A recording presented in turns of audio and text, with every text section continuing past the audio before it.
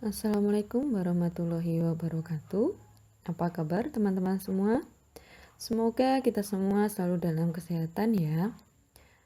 Hari ini kita akan membahas tentang validitas konstruk dan validitas kriteria.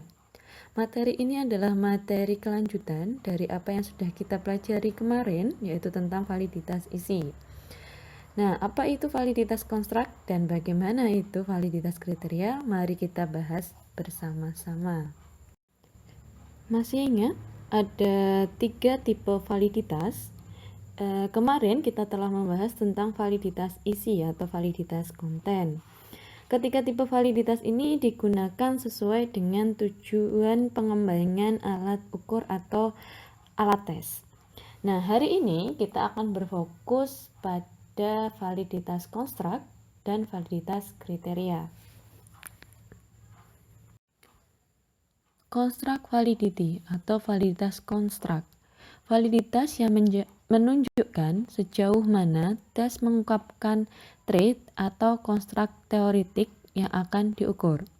Dengan bahasa lain, bahwa validitas konstruk itu membuktikan apakah hasil pengukuran yang diperoleh melalui item-item tes atau skala berkorelasi tinggi dengan konstruk teoretik yang mendasari tes atau skala tersebut. Jadi, apakah skor yang diperoleh dari alat tes tersebut mendukung konsep teoretik yang diinginkan oleh tujuan pengukuran. Contoh konsep teoretik yang akan kita bahas untuk validitas konstruk ini adalah subjective well-being atau SWB atau juga bisa disebut dengan kesejahteraan psikologis.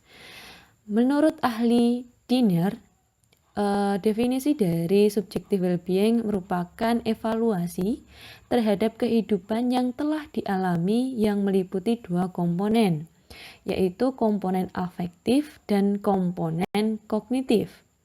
Komponen afektif sendiri itu yang dimaksud gambaran emosi, baik positif maupun negatif. Sehingga dalam komponen afektif terdapat 2 afek atau 2 gambaran emosi, yaitu emosi positif dan emosi negatif. Kemudian untuk komponen kognitif terdapat kepuasan hidup, yaitu penilaian secara global tentang kualitas hidup yang telah dilalui.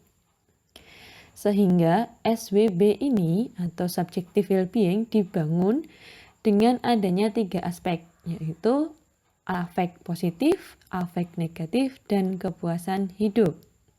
Lalu bagaimana sih penggunaan validitas konstruk ketika kita akan membuat atau menguji validitas skala atau alat ukur terkait dengan konsep subjective well-being ini?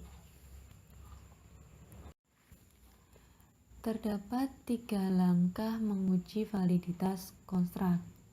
Yang pertama adalah mengartikulasikan konsep teoretik dan interrelasi. Maksudnya adalah merumuskan dimensi perilaku dan indikator-indikator yang sesuai dengan konstruk teori. Sehingga isi tes itu komprehensif dan relevan dengan konstruk yang akan diukur. Jadi tadi dalam contoh konsep SWB kita sudah coba mendefinisikan sesuai dengan teori yang ada. Kita juga telah menjabarkan aspek atau dimensi perilaku apa saja yang membangun teori SWB. Tadi terdapat 3 aspek dalam teori SWB, yaitu afek positif, afek negatif, dan kepuasan hidup. Kemudian langkah yang kedua adalah mengembangkan cara untuk mengukur konstruk hipotetik yang diteorikan dengan cara menerjemahkan indikator perilaku yang tadi sudah kita dapatkan menjadi item atau soal yang valid. Jadi setelah kita dapat mengartikulasikan atau memaparkan konsep teori dari SWB sebagai tujuan ukur kita, maka kita diminta untuk menerjemahkan dimensi perilaku atau dalam SWB tadi ada 3 aspek ya, ada afek positif, afek negatif, dan kepuasan hidup ke dalam indikator perilaku. Jadi perilaku apa saja atau yang bagaimana yang akan mencerminkan afek positif, kemudian perilaku apa saja atau yang bagaimana yang mencerminkan afek negatif, dan kepuasan hidup itu sendiri. Setelah semua soal dirasa sudah cukup dan sudah mencerminkan konsep SWB, maka akan dilanjutkan pada langkah ketiga, yaitu menguji secara empirik hubungan di antara konstruk tersebut, yaitu dengan cara pembuktian melalui analisis statistik. Dalam validitas konstruk memiliki beberapa pendekatan atau metode yang dapat digunakan sesuai dengan kebutuhan penelitian atau pengembangan alat tes, yaitu ada pendekatan multi-trait multimetode dan pendekatan faktor analisis. Konstruk validity dengan pendekatan multi-trait multimetode itu digunakan apabila terdapat 2 trait atau lebih yang diukur dengan menggunakan 2 macam metode atau lebih. Jadi, metode pengujian validitas konstruk ini digunakan ketika terdapat 2 atau lebih trait atau atribut psikologi yang diukur dengan menggunakan 2 atau lebih macam metode pengukuran. Misal, ada 2 trait yaitu kesopanan dan kejujuran yang diukur dengan menggunakan 2 alat ukur, misalnya menggunakan self-report dan yang satunya menggunakan peer rating. Sehingga pengujian 2 trait yaitu kesopanan dan kejujuran itu menggunakan 2 metode pengukuran yaitu self-report dan peer rating.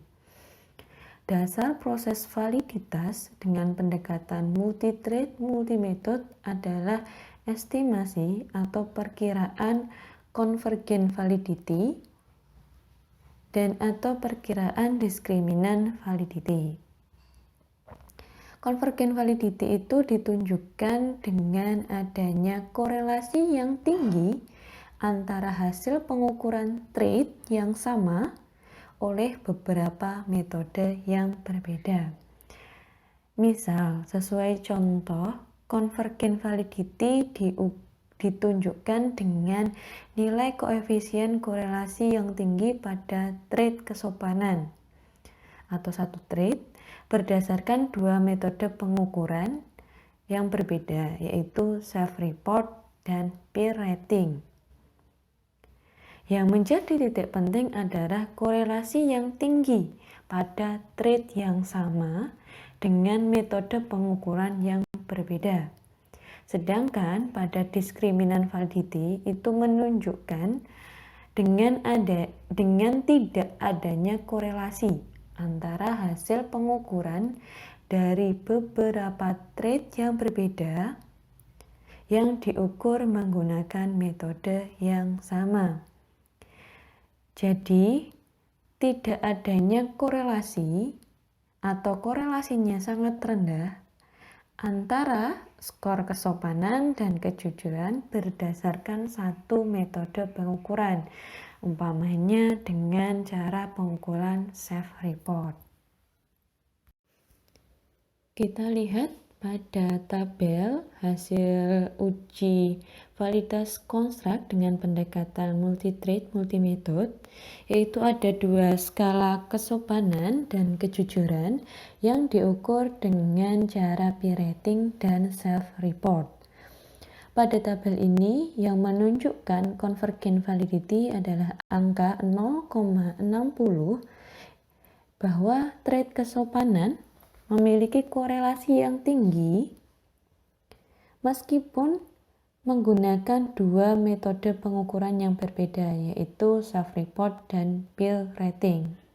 Teman-teman bisa melihat bahwa ada 2 skala kesopanan itu diukur dengan self-report, yang satunya diukur dengan peer rating, korelasinya itu tinggi 0,6. Kemudian untuk menunjukkan diskriminan validity ditunjukkan dengan nilai 0,30 dan 0,10.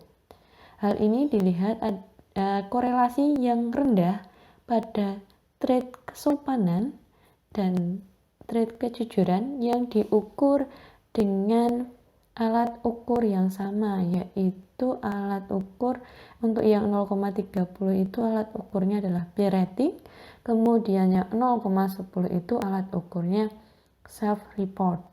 Jadi ada dua trait yang diukur dengan alat yang sama, itu menghasilkan korelasi yang rendah. Itulah yang disebut dengan diskriminan validity. Sehingga hal ini menunjukkan bahwa alat ukur kesopanan dan kejujuran itu lolos uji validitas konstruk dengan metode multi-trait multi-metode. Karena alat ukur kesopanan sudah terbukti dapat mengukur tentang kesopanan atau terkait dengan trait kesopanan, begitu juga dengan kejujuran, itu terbukti dengan melihat nilai convergent validity dan diskriminan validity-nya.